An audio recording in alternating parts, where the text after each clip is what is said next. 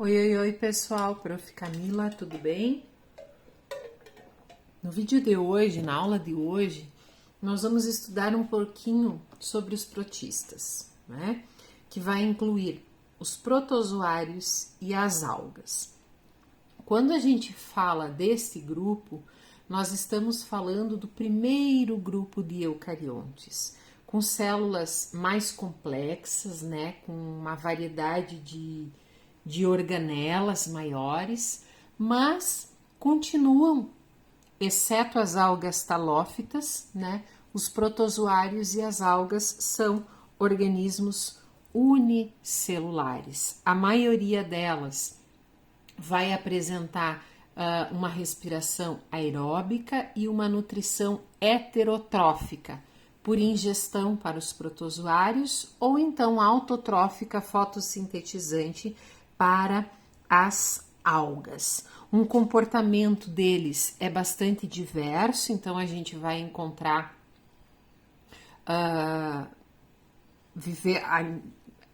protozoários, né, de vida livre, comensal, parasita, enfim.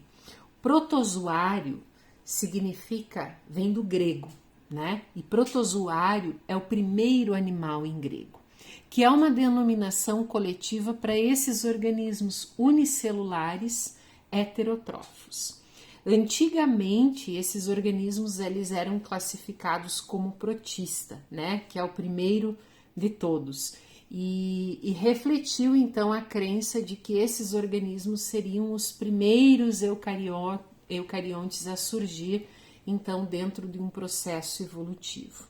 Hoje a gente sabe que esse termo ele designa um coletivo para protozoários e algas que não são aparentados, mas que possuem características em comum e por isso que estão no mesmo reino. Quando a gente fala de protozoários, nós estamos falando de um grupo que vai apresentar uma reprodução assexuada por divisão binária, mas há algumas espécies, então, que apresentam reprodução sexuada. E nesse caso, então, a gente vai observar uma fusão de organismos com a formação de um zigoto e uma posterior divisão. E aí, nesta situação, né, dentro desse processo, a gente tem a garantia da recombinação gênica. E outra forma de recombinação gênica é a conjugação, né? A conjugação também é um processo de reprodução sexuada. Os protozoários, eles são classificados em razão da sua locomoção. Vou colocar aqui para vocês uma imagem, tá? Então, a classificação dos protozoários se dá pela sua locomoção. Então, nós vamos ter protozoários chamados de flagelados, risópodes, ciliados e esporozoários. Quando a gente fala dos ciliados, nós estamos falando daqueles protozoários que vão se locomover através ou com o auxílio de estruturas denominadas cílios. Os flagelados, então, os cílios são pequenos e muito numerosos, que vão estar todo ao redor desse ciliado aqui. Os flagelados vai ter um flagelo, né? Eles utilizam como meio de locomoção o seu flagelo, que é o caso, por exemplo, do Trypanosoma cruzi, que é o causador da doença de Chagas. Além destes dois, nós ainda temos os protozoários que se movimentam com a ajuda do que a gente chama de pseudópodes, que são esses prolongamentos do citoplasma que vão modificando o corpo, a forma do corpo do organismo. E esta modificação, essa alteração do citoplasma, que vai promover a locomoção. Esse grupo, então, a gente chama, que se movimenta através dos pseudópodes, a gente chama de risópodos. E num outro grupo estão os esporozoários. Os esporozoários, eles não vão ter, meus amores, nenhum tipo de estrutura locomotora. E eles são levados, então, na forma de esporos, pelo ar, pela água e até mesmo por animais. Então, os esporozoários são típicos da malária, né?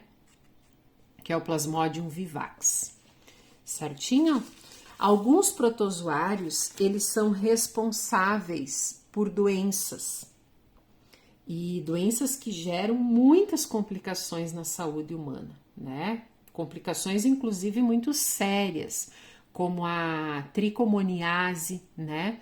Que é uma doença sexualmente transmissível, a giardíase, a desinteria mebiana, a doença de Chagas, que a gente já falou antes, a leishmaniose, a malária, a toxoplasmose, são todas doenças causadas por protozoários. E assim como a gente vai fazer uma aula com uma atividade específica para as doenças causadas por vírus e para as doenças causadas por bactérias, nós também teremos uma atividade para as doenças causadas por protozoários. E o outro grupo que está no reino protista são as algas, que está na página, que esse conteúdo está na página 41, da 41 até a 47 do livro didático de vocês. As algas, junto com os protozoários, elas são os primeiros seres eucariontes a surgir no nosso planeta. São seres fotossintetizantes, né, que vão utilizar o oxigênio e que podem ser uni ou pluricelulares, né? Mas embora elas sejam aquelas que a gente vai encontrar como pluricelular ou multicelular, elas não conseguem formar os tecidos. Só tem um agrupamento, né, de várias células. E as algas, elas têm uma importância muito grande para o ambiente, né, e também para os seres humanos. Elas constituem a base da cadeia alimentar de todos os ecossistemas aquáticos. As algas, elas produzem substâncias, né, que são utilizadas em inúmeros lugares, né, para a fabricação do papel, para estabilização, por exemplo, da pasta de dente que a gente usa, no emulsificante do sorvete.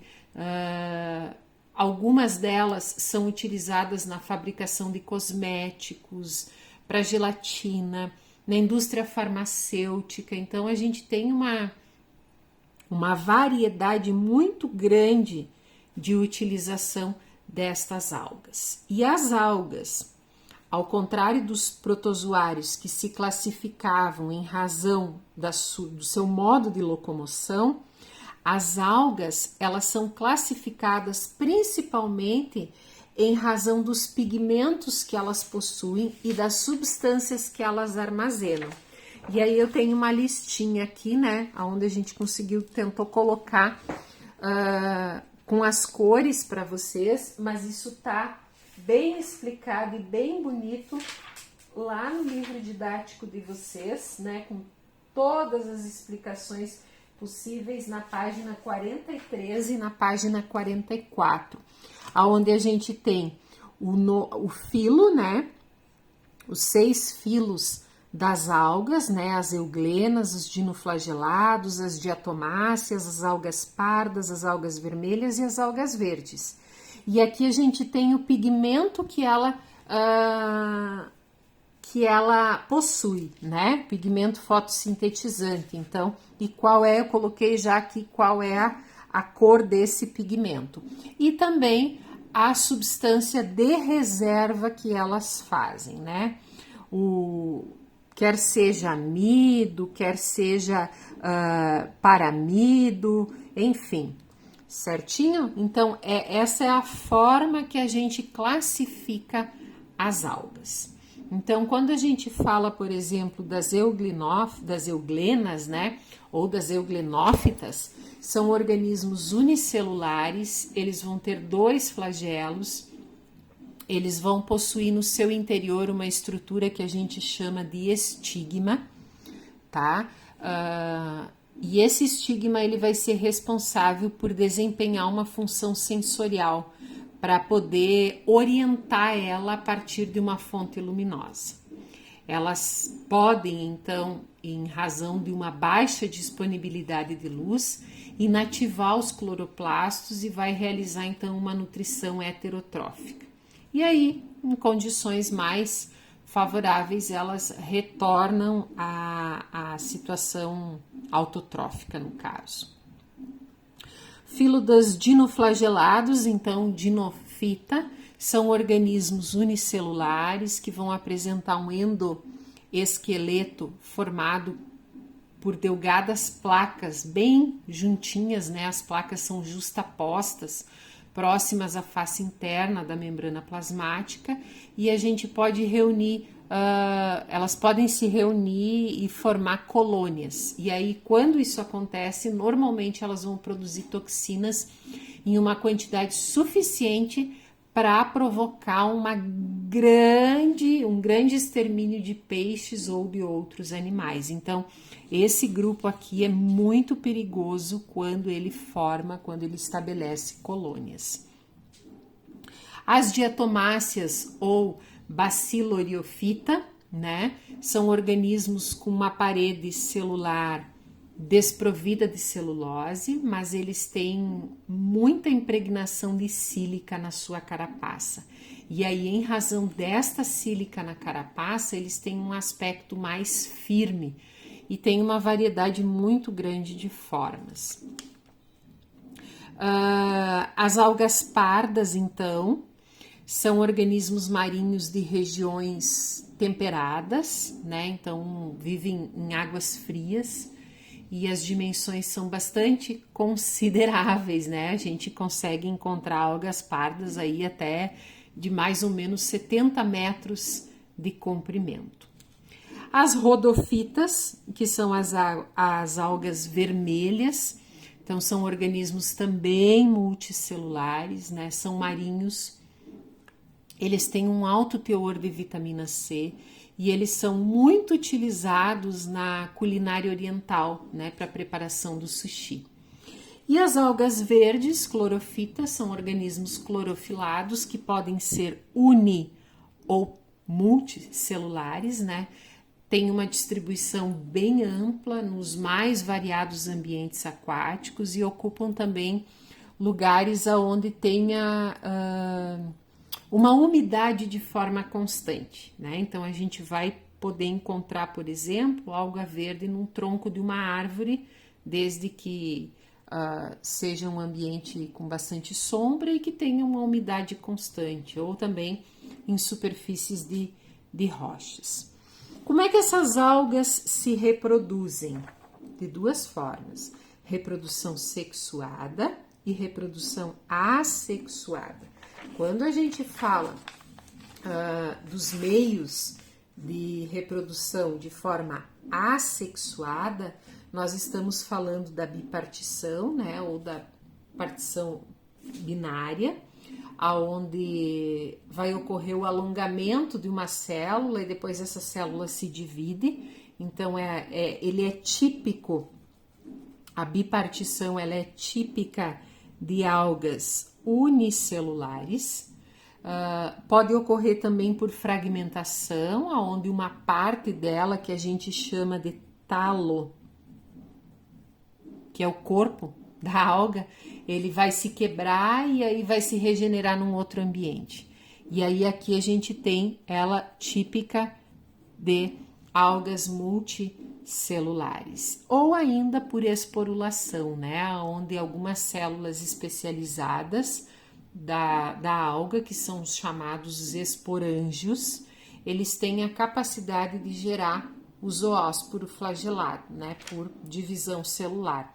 E aí, através disso, esse zoósporo ele vai nadar ativamente até encontrar um substrato. Se esse substrato for adequado, onde ele vai gerar um novo indivíduo. Ele também é comum em algas multicelulares, que é mais ou menos o que acontece aqui nessa representação esquemática. Desculpa. Que é o que acontece aqui nessa representação esquemática, né? Então, eu tenho aqui um indivíduo adulto, uma alga verde adulta, né? Eu vou ter células especializadas, que são os esporângios. Esses esporângios, eles vão ter a capacidade de gerar, então, zoósporos, que é esses aqui. Esses zoósporos, eles, por mitose, né, eles vão se multiplicando e eles vão ir nadando. Então, o zoósporo, ele precisa da água, ele vai nadar até ele encontrar um lugar, um substrato que seja adequado para ele se desenvolver. Encontrou, se fixou e começa a se desenvolver, né? Fica um filamento jovem e desse filamento jovem passa a ser um filamento adulto e aí o ciclo ele se repete, tá? Como a gente falou, né, de muitos micro-organismos, né, e a gente falou também, né, não entramos em detalhes de cada uma das doenças desses micro-organismos, mas eu falei que a gente vai fazer uma pesquisa sobre eles. A gente sempre tende a falar deles mais pelo lado negativo em razão das doenças. Só que esses micro-organismos, eles possuem uma importância, pessoal, muito grande em termos de benefício. Então, eles têm uma importância positiva, né? Tanto em questões relacionadas ao meio ambiente, como também em questões econômicas, né? Algumas bactérias, por exemplo, elas são usadas na indústria alimentícia para a produção dos iogurtes, dos queijos, dos vinhos, em razão do processo de fermentação. E outras, elas vão ter um papel bastante importante na decomposição da matéria orgânica, elas também vão ter uma importância fundamental para a fixação do nitrogênio das plantas. E a gente pode pensar também na importância das algas nos próprios ambientes marinhos e o efeito que a nossa intervenção humana tem nesses locais, né? Provavelmente vocês já ouviram falar sobre o branqueamento dos corais na região do Recife. O que é isso? É a morte dos quinidários que formam aqueles recifes de corais que são lindos, que são maravilhosos naquela região. E isso vai ocorrer por quê? Em razão da destruição das algas, que são responsáveis por fornecer a energia e também por toda a pigmentação, né? Por toda a coloração. E tudo isso acontece em razão das mudanças climáticas que são drásticas, né?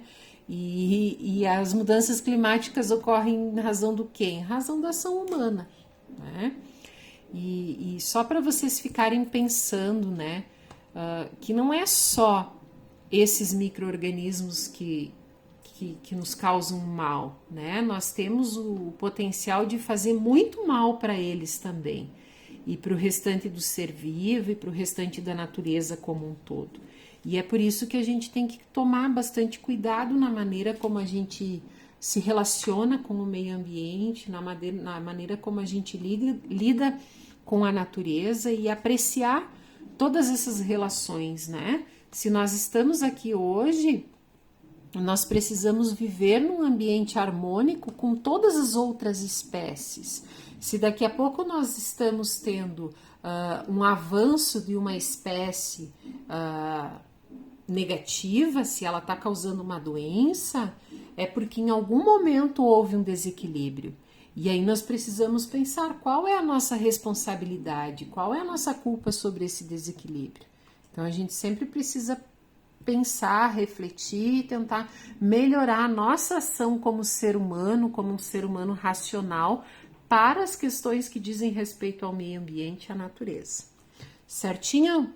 Beijinho, beijoca, até o próximo vídeo. Sem esquecer que vocês precisam, ao final deste vídeo, fazer todas as anotações do caderno de vocês com o auxílio do livro didático, do material didático do livro do 2º ano. Beijinho, beijoca.